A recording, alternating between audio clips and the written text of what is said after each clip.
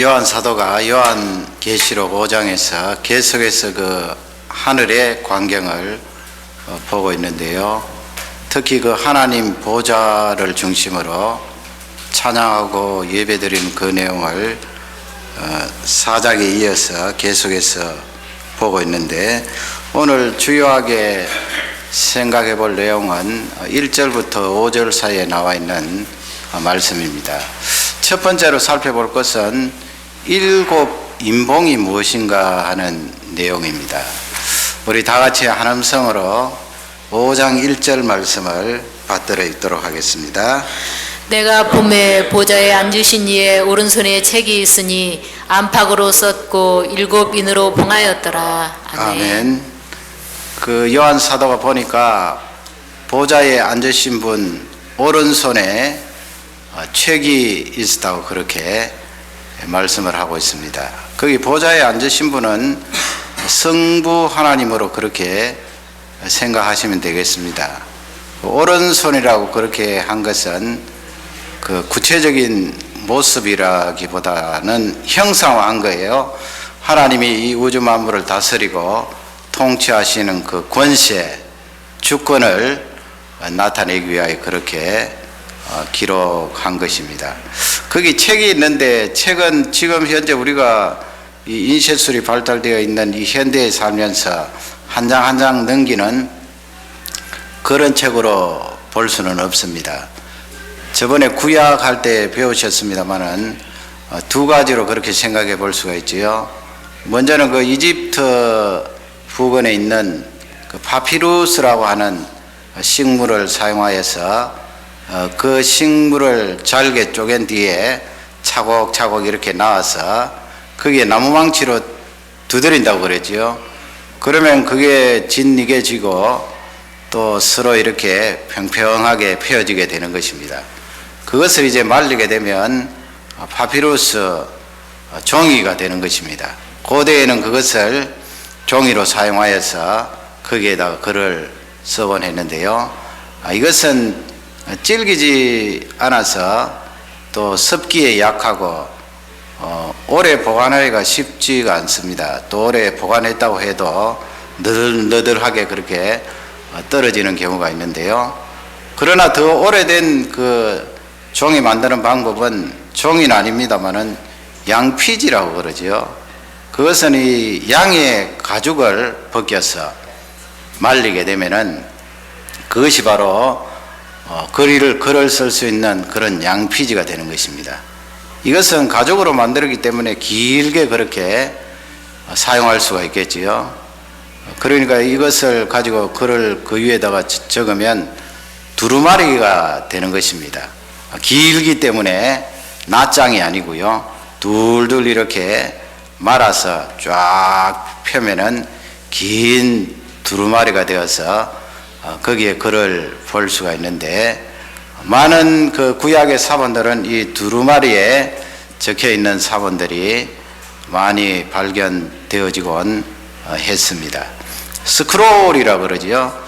여기에 나오는 책은 그런 두루마리로 그렇게 보면 되겠습니다. 거기 보면은 일곱 인이라고 그랬죠. 그래서 우리가 그 요한계시록을 생각할 때 일곱 인봉이라고 그렇게 이름을 짓는데요. 이 일곱 인봉부터 하나님께서 장차 일어날 일들에 대해서 요한 사도에게 계시해 주시고 그 일들이 실제로 역사 속에 성취되어지는 것을 볼 수가 있습니다. 그 일곱이라는 것은 숫자 일곱을 말하고요. 인이라 하는 것은 도장입니다. 도장, 일곱 도장. 그리고 봉이라는 것은 봉했다는 말씀이죠. 문화적으로 생각하면은 지금 우리는 어떤 서류라든지 또 내가 그것을 동의합니다 할 때 이 서구에서는 사인을 하지 않습니까? 중요한 서류에는 또 자기 혼자 사인한 것만으로는 안 되니까 옆에 위트니스가 있어서 직접 사인하는 것을 자기가 눈으로 보고 그 증거자가 이제 또 사인을 해서 확실하게 이 사람이 사인을 했습니다 하는 것을 나타내게 되는데요. 고대나 지금 동양에서는 여전히 도장을 사용하고 있어요. 집을 팔 때, 집을 살 때 그 도장이 있습니다. 그 도장을 찍게 되면은 내가 허락을 합니다, 받아들입니다, 인정합니다 하는 그런 소유라든지 여러 가지 영역에서 인정하고 허용하는 그런 의미가 담겨져 있는데요. 그 고대 로마 시대에도 어떤 사람이 유언을 남길 때 이제 그 유언이 진짜인가 가짜인가 중요하잖아요. 그 유언을 남기면 그것을 받아 적고 7사람이 정인으로 서서 거기에 도장을 찍는다고 합니다. 그런 이제 문화적인 이야기도 있습니다만은 그것하고는 이 요한 사도가 본 것은 상관이 없고요. 지금 7도장이라는 말씀은 완전함을 말합니다. 7이라는 것은 하나님의 완전한 숫자를 말하거든요. 완전함.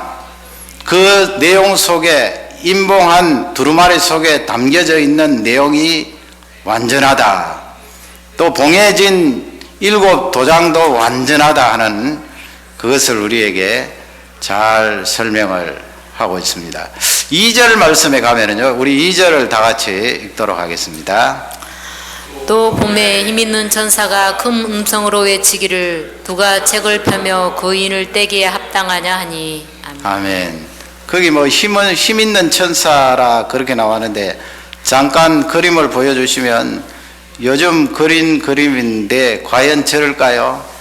남자 모습을 하고 저렇게 힘 있는 천사가 날개를 달고 하여튼 요한 사도가 본 것은 지금 우리가 그린 저런 그림과는 많이 다를 것입니다.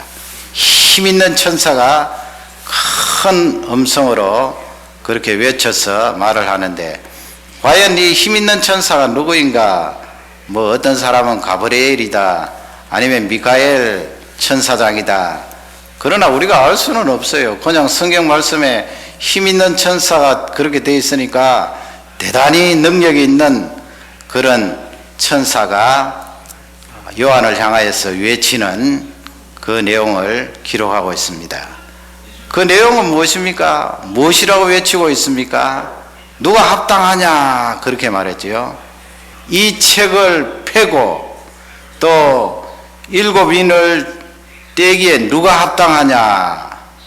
여기 합당하다는 말씀은 어떤 힘이 있어서 책을 쫙쫙 잡아 찢을 사람이 있느냐, 잡아 찢을 존재가 있느냐, 이런 말씀이 아니겠지요. 여기서 말씀하시는 것은 그런 의미가 아니고요.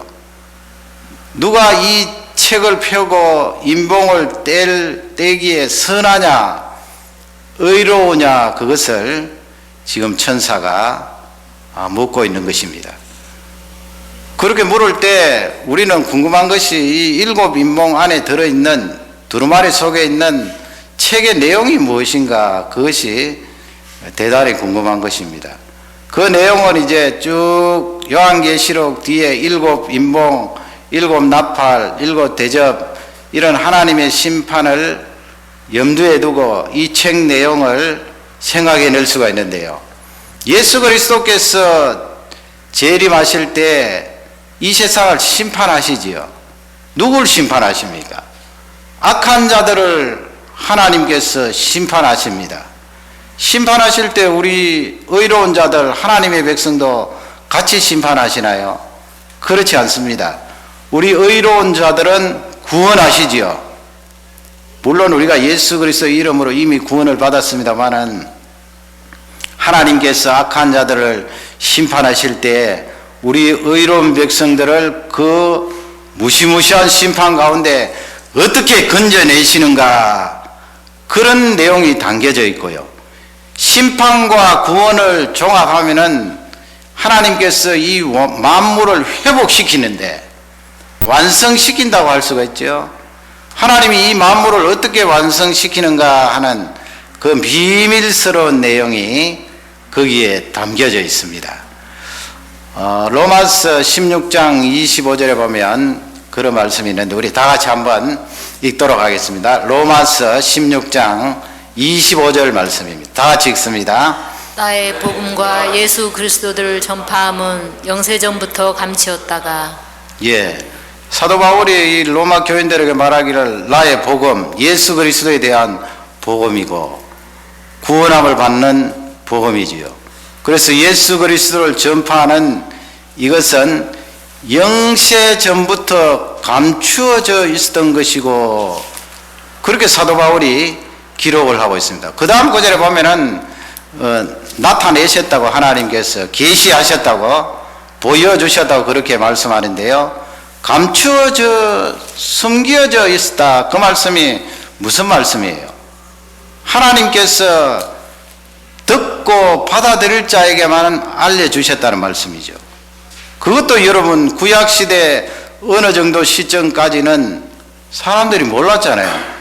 예수 그리스도께서 이 세상에 오셔서 십자가에 죽으시고 부활하시고 우리의 이 죄를 다 사해 주시고 구원해 주신다는 것을 몰랐어요. 결국은 구약 성경을 주시고 그리고 예수님 직접 오셔서 십자가에 죽으시고 부활하시고 신약 성경이 나와서 신구약 성경이 정경으로 만들어지고 합쳐져서 우리가 이 성경 말씀을 읽고 아는 거지요. 그전에는 몰랐다고요. 그래서 하나님께서 감추시고 숨겨 두셨다가 하나님 백성들에게 이제 나타내시고 알려주신 거예요. 그러면 이 요한 사도도 일곱 인봉을 보면서 그 속에 있는 내용들, 요한 사도가 지금 보고 있지만은 그 속에 있는 내용을 모르는 거예요. 요한 사도가 모르는데 당시에 있었던 사람이 알 리가 없습니다. 예수님 재림하실 때 또 재림 전에 어떤 심판이 있고 하나님의 백성을 어떻게 건져주실 것인지 알 수가 없어요. 그 내용이 이제 우리 사람은 알 수 없는 그 내용이 그 책 속에 있고 이것은 하나님만이 계획하시고 하나님만이 아시는 그 비밀스러운 내용이다 하는 것을 우리에게 알려주고 있습니다.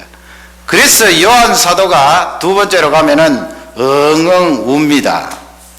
왜 요한 사도가 하나님 보좌를 바라보면서 그 속에 일어난 일곱 인봉을 보면서 엉엉 울까요? 그것은 이제 3절 말씀을 우리 다 같이 한번 읽도록 하겠습니다. 3절입니다.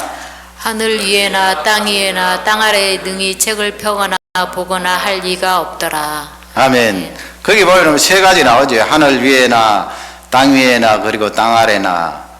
뭐 어떤 사람은 하늘 위는 천사고 땅 위에는 사람이고 땅 아래는 사단 악한 영들이다. 뭐 그렇게 쉽게 해석할 수도 있겠습니다만은 더 쉽게 해석하세요.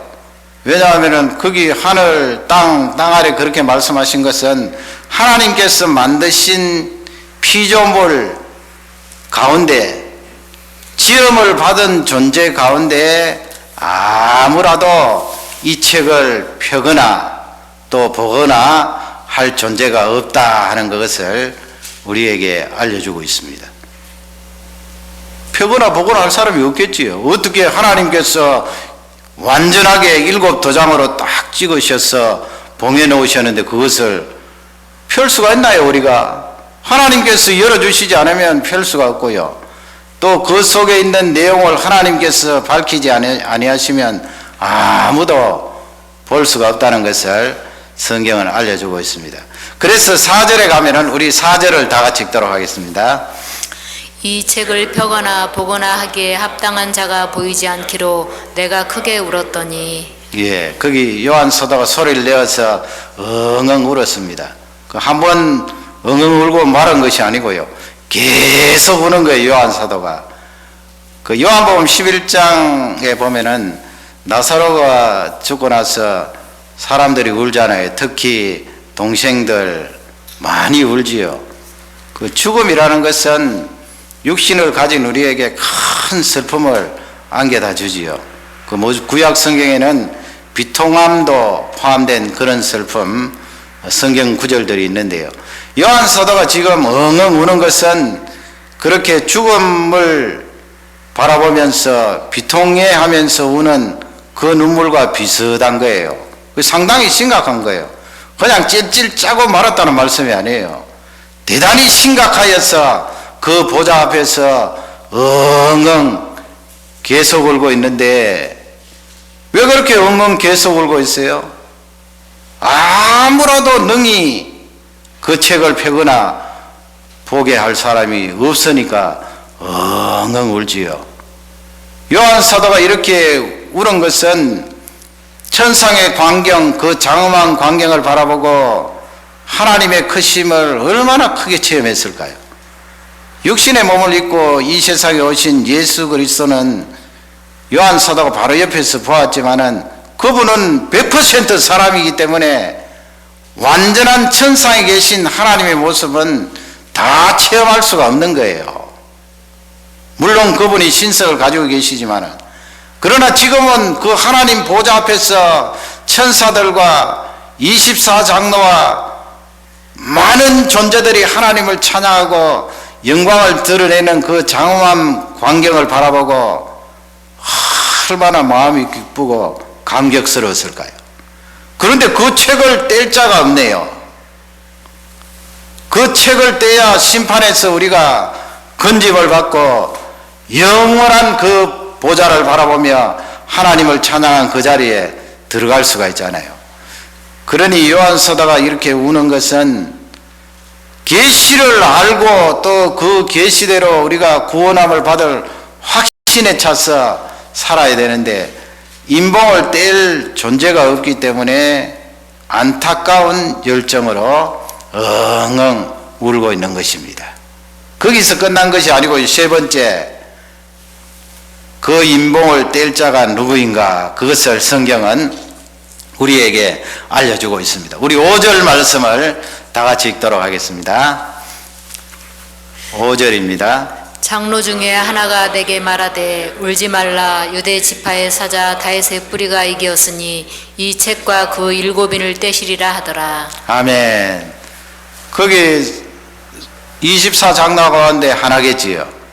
장로가 이제 요한에게 울지 마라 그러는데, 여러분 이것 보면은 천상에도 우리가 살 영원한 그 세계도 감정이 있음을 알 수가 있겠지요. 물론 뭐 부정적인 감정은 없습니다. 분노라든지 두려움이라든지 불안이라든지 염려라든지 이것은 죄로 말미암아 우리에게 들어가기 때문에 그런 부정적인 감정은 없지만은 기뻐하고 즐거워하고 평화스러워하고 감사하고 하는 그런 감정은 육신과 영혼이 합쳐진 그 영원한 세계에서도 여전히 존속하는데 죄가 없는 상태니까 얼마나 완전할까요? 여러분 상상만 해도 지금 마음이 기쁘지 않습니까? 우리가 이 세상 살면서 약 1분이라도 막 이렇게 웃으면 내 마음속에 기쁨이 들어오고 평안이 들어오고 마음이 평온한 것을 볼 수 있는데요. 천상에는 죄 없는 그 상태로 영원한 기쁨, 감사, 감격, 평안을 누리니 얼마나 여러분 좋겠습니까? 그 감정이 있다는 것을 간접적으로 우리는 알 수가 있는데, 이 장로가 이제 울지 마라 해놓고 논리적으로 이제 요한 사도에게 가르쳐 주는데 그 세 가지로 그렇게 나누어서 6절과 연결해서 살펴볼 수 있는데, 그 내용 가운데 먼저 나오는 것은 무엇입니까? 유다 지파의 사자라고 그랬습니다. 유다 지파의 사자. 그게 잘못 읽으면은 메신저, 사자로 읽을 수가 있는데요. 아니면 뭐 죽은 사람, 우리말 한문이 같은 바람에 여러 가지 뜻이 있는 그런 경우가 있는데, 여기서 말하는 사자는 라이언이에요. 라이언. Lion of the tribe of 주다, 그렇게 되어 있어요. 동물 사자를 말하는 거예요. 동물 사자. 답은 이 지금 일곱 인병을 뗄 합당한 자가 누구입니까? 지금 유다지파의 사자 그렇게 나오면 짐작을 했어도 예수님이라는 것을 알 수가 있지요. 보좌에는 성부 하나님 계시고 또 거기에는 예수님, 성자 하나님이 계시는 것입니다. 성자 하나님께서 이 세상에 성육신 하실 때 유다 지파의 사자로 거기 사자라는 말씀 왜 예수님을 향하여서 사자로 말씀하시는가? 이 동물계의 왕이라고 하면 사자 아닙니까? 사자입니다. 그래서 지금 요한 사도가 바라본 그 예수님의 모습은 승리하신 예수님, 사자니까 왕으로서의 예수님, 온 우주 만물을 통치하시는 권세를 가지신 예수님으로 그렇게 본 거예요. 그 우리가 신앙생활 하면서 어떨 때는 말이죠. 이 예수님 십자가 그 고난당하신 가시관서시가 그렇게 십자가에 달려있는 그것만 다 강조할 때가 있어요. 그걸 강조하지 말라는 말씀이 아니고요. 그 십자가에서 모든 것이 출발이 되고 그 다음에 부활 있고 승천 있고 예수 그리스도의 승리 말씀하는데 그 십자가에 고난당하신 인성을 가지셨던 예수님만 계속 강조해서는 안 된다는 거예요. 지금 천상에서 예수님 모습은 왕으로서의 예수님 모습, 우주를 다스리는 통치자로서의 예수님의 모습, 마치 동물들 가운데 사자처럼 그렇게 다스리고 통치하시는 예수 그리스도를 잘 설명하고 있습니다. 그래서 거기 보면은 뒷부분에 보면 이기었으니 그렇게 장로 중에 하나가 이야기하죠. 예수님 이기셨습니다. 승리하신 예수님이에요. 창세기 49장 한번 찾아보겠습니다. 성경 찾지 마시고요. 바로 화면 보시면 되겠습니다. 창세기 49장 우리 8절을 다 같이 읽겠습니다. 유다야, 너는 내 형제의 찬송이 될지라. 내 손이 내 원수의 목을 잡을 것이요 내 아비의 아들들이 내 앞에 절하리로다. 아멘. 유다 지파를 향하여 너희들은 형제들의 찬송이 될 것이요. 그 앞에 창세기 9장에 보면은 노아가 셈을 축복할 때도 찬송하리로다 그렇게 나오지요. 그 사람이 사람을 찬송하는 거 말하지 않거든요. 이게 이것은 메시아에 대한 예언인데 셈의 후손 가운데 아브라함의 후손 가운데 이 유다 후손 가운데 찬송을 받으실 메시아가 이 세상에 오시겠다는 말씀인데 창세기 49장 9절을 또 다 같이 읽겠습니다.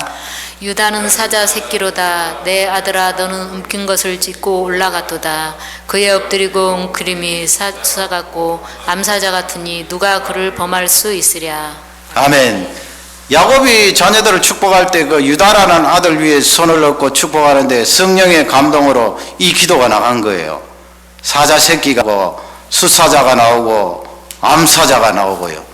그 유다를 향해서 그렇게 축복한 것은 너희의 후손을 통하여 메시아가 오시는데 그 메시아는 동물의 왕국에서 왕처럼 이 세계를 만물을 통치하고 지배하시는 왕이시다 하는 것을 이미 몇천 년 전에 우리에게 알려주신 것입니다.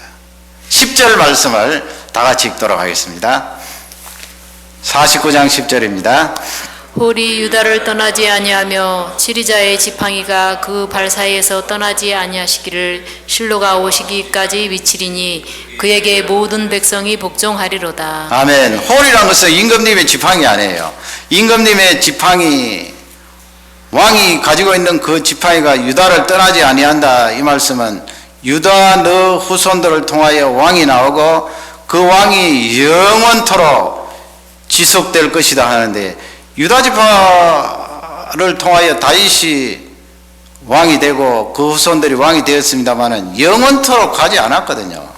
바벨론 포로도 있고 그 후대에 넘어가서 마카비 시대 가면은 레위 지파 가운데 제사장이 유다 나라 임금이 되었다고요. 여기서 하시는 말씀은 유다 지파의 후손인 다윗 왕의 후손을 통하여 예수 그리스도 메시아가 이 세상에 오시는데 그 성자 하나님의 통치와 왕의 보좌는 영원토록 가리라. 그것을 우리에게 말씀하고 있습니다. 성자 하나님 예수 그리스도의 그 통치는 여러분 영원합니다.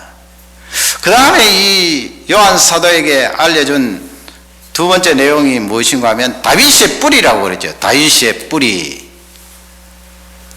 다윗의 뿌리 그렇게 말했는데 이 이사야 11장 10절 말씀에 가면은 거기에는 이새의 뿌리라고 그렇게 나와요. 이사야 11장 10절을 우리 다 같이 읽겠습니다. 그날에 이새의 뿌리에서 한 싹이 나서 만민의 기회로 설 것이요 열방이 그에게로 돌아오리니 그 거한 곳이 영화로우리다. 아멘. 그 이사야 11장이 메시아에 대한 예언 아닙니까? 이새는 누굽니까? 이새 상할 때 이새입니까? 이새는 다윗의 아버지 아니에요. 이새가 8명의 아들을 낳았는데 그 가운데 말째 아들이 다윗이에요. 하나님께서 다윗을 뽑으셔서 이스라엘의 2대 왕으로 삼으신데 하나님께서 선임하시고 세우신 왕이 되겠습니다. 거기에 이새의 뿌리, 오늘 본문 말씀에 다윗의 뿌리, 그 다윗의 뿌리가 이기였다. 예수님을 가리켜 말씀을 하시는 것입니다. 그 다음에 6절 말씀, 본문 6절 우리 상반절만 다 같이 한 음성으로 읽도록 하겠습니다. 내가 또 보니 보좌와 내 생물과 장로들 사이에 어린 양이 섰는데 일찍 죽임을 당한 것 같더라. 아멘. 거기 보면은 보좌 나오지요. 하나님이 앉아 계시는 보좌, 또 내 생물 나오고, 지난번에 내 생물 했습니다. 또 24장로 나오고, 그 사이에 그렇게 돼 있지요. 어린 양이라고 그랬어요. 그 사이에 어린 양이 계시는 모습을 요한 사도가 보았습니다. 어린 양은 누굽니까, 여러분? 어린 양은, 여기서 요한 사도가 본 어린 양은 뭐 어린 양 한 마리가 거기에 보좌 앞에 있었다는 말씀이 아니겠지요. 예수님이 가지고 계셨던, 특히 성육신 하셔서 이 세상에 사시면서 우리를 향하신 희생, 그분이 십자가 위에서 희생하지 않았더라면 우리가 어떻게 구원을 받습니까? 그걸 상징적으로 보여주시는 거예요. 그리고 어린 양 하면은 얼마나 유순하고 온유한 동물이에요. 그 예수님을 바라보면서 요한 사도가 우리를 위해 희생해 주신 성자 하나님, 우리에게 온유와 화목과 겸손함을 너무나 잘 보여주신 그 성자 하나님 예수 그리스도를 상징적으로 보고 지금 설명을 하고 있는 것입니다. 어린 양 대신 예수 그리스도. 그런데 그 다음에 보면은 일찍 죽임을 당한 것 같더라 그렇게 돼 있지요. 그 말씀이 여러분 조금 마음에 걸리지 않습니까?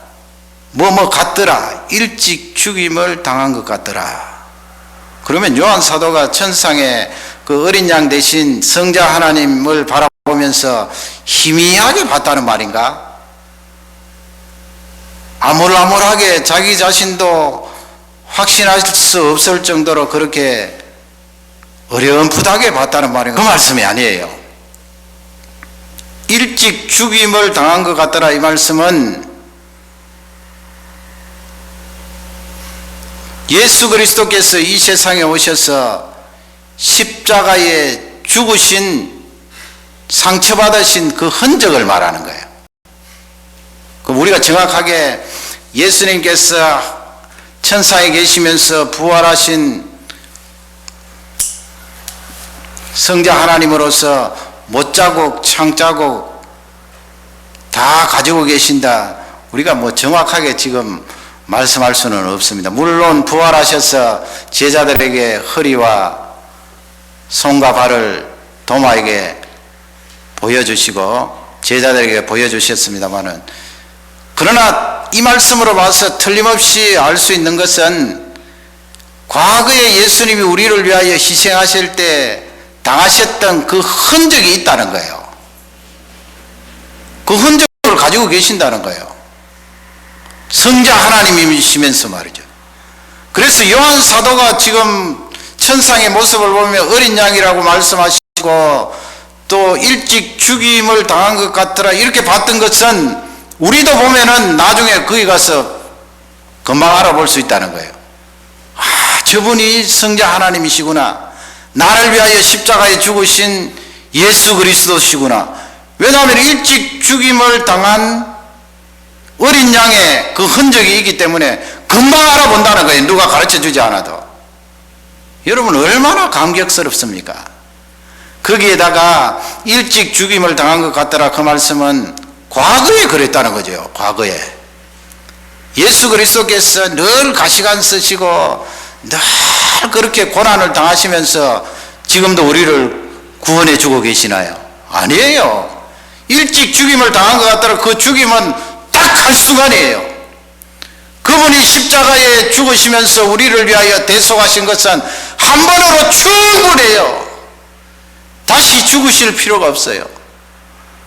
한 번으로 하나님, 성부 하나님을 만족시켜 주시고 우리를 향한 그 구원이 완전히 성취된 것을 말씀하고 있습니다.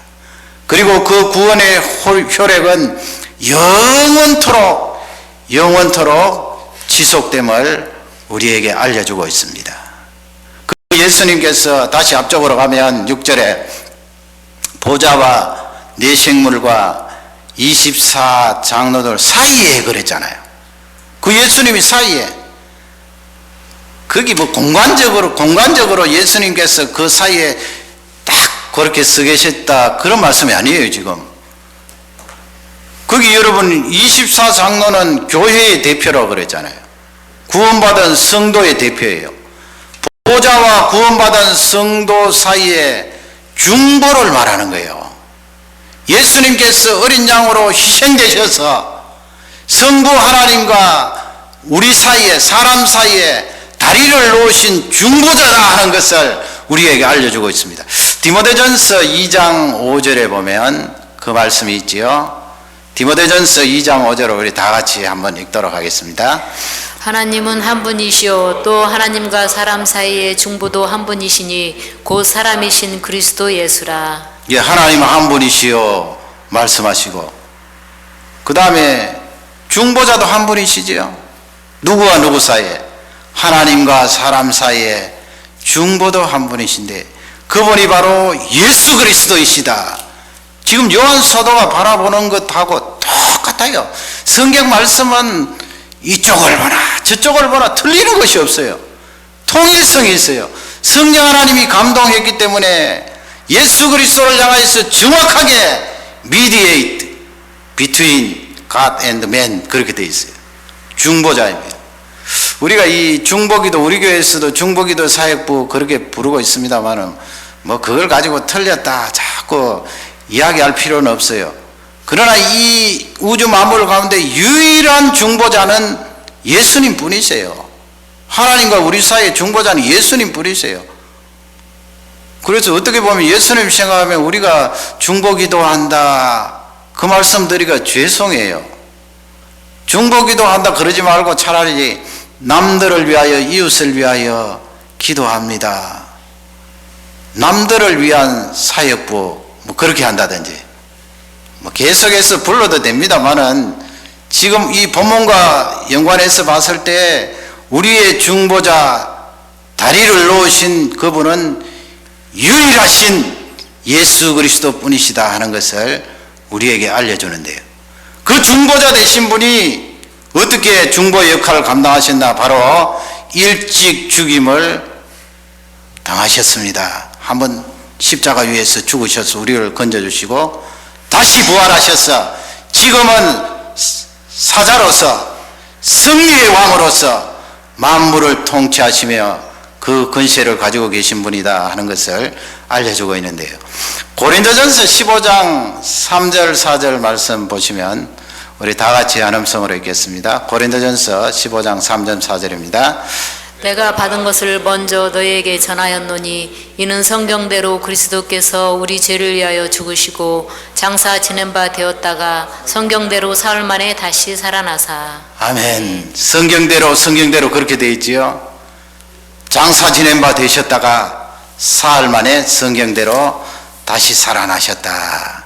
지금 6절 앞부분 말씀 일찍 죽임을 당한 것 같더라. 그 말씀이 이 말씀의 주석이 되는 줄 확신합니다.